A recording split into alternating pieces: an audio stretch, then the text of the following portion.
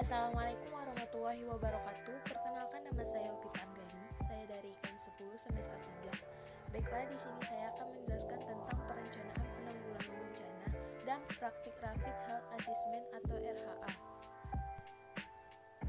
Perencanaan dan penanggulangan bencana. Yang pertama, rencana manajemen bencana. Dilakukan pada tahap sebelum bencana, berisi tentang berbagai ancaman, kerentanan, sumber daya yang dimiliki, perorganisasian, dan peran fungsi masing-masing unit kerja. Dapat berfungsi sebagai panduan atau arahan bagi penyusunan rencana sektoral. Yang kedua, rencana kontingensi. Dibuat segera setelah diidentifikasi adanya ancaman tertentu di suatu wilayah. Disusun berdasarkan suatu skenario bencana yang diperkirakan akan terjadi. Dibuat asumsi dan perhitungan kebutuhan. Disusun jadwal berdasarkan skenario yang disepakati. Harus selalu diperbaharui atau dimutakhirkan. Yang ketiga, rencana operasi. Merupakan penerapan dari rencana kontingensi yang diperlakukan pada saat terjadi kedaruratan.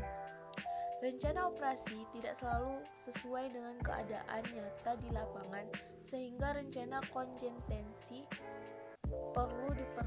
perlu disesuaikan secara berkala. Yang keempat, rencana pemulihan.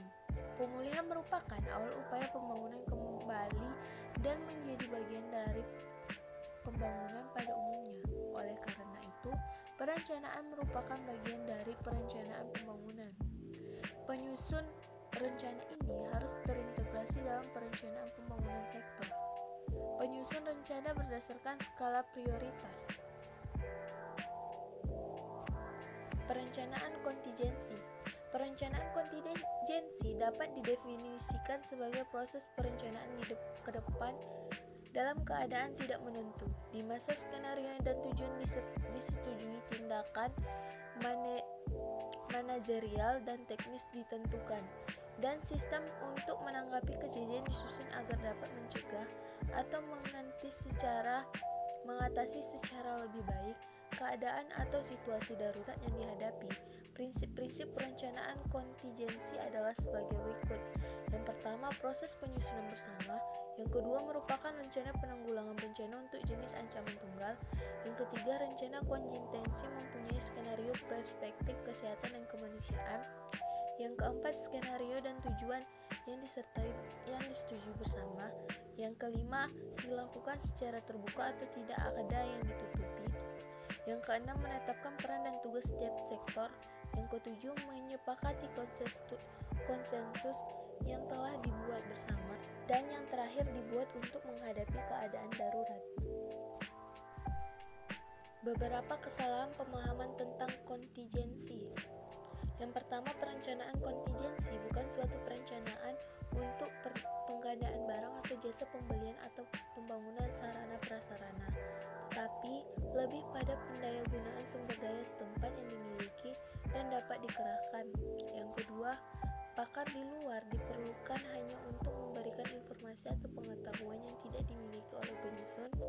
Yang ketiga, rencana kontingensi bukan merupakan tugas rutin, tetapi suatu kegiatan yang eksepsional.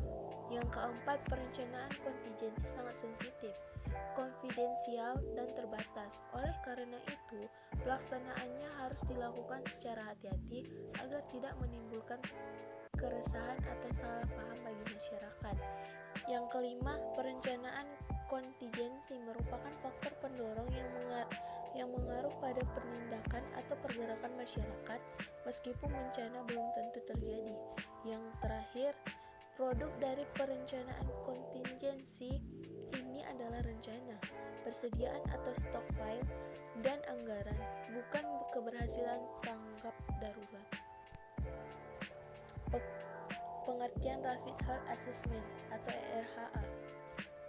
RHA adalah kegiatan pengumpulan data dan informasi dengan tujuan untuk menilai kerusakan dan mengidentifikasi kebutuhan dasar yang diperlukan segera sebagai respon dalam suatu kejadian bencana.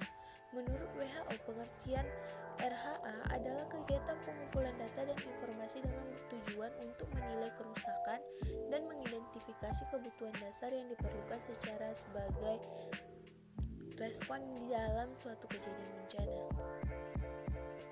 Manfaat RHA adalah mengidentifikasi fakta-fakta di lokasi bencana, mengidentifikasi kebutuhan yang harus segera dipenuhi.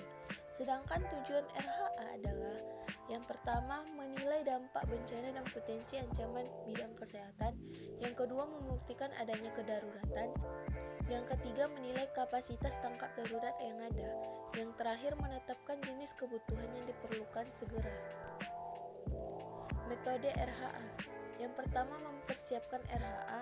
Yang kedua, tim RHA seperti petugas medis, epidemiologi, kesehatan lingkungan dan sosial. Yang ketiga, informasi awal seperti bencana atau kejadian dan waktu terjadinya, kesediaan obat-obatan dan lainnya.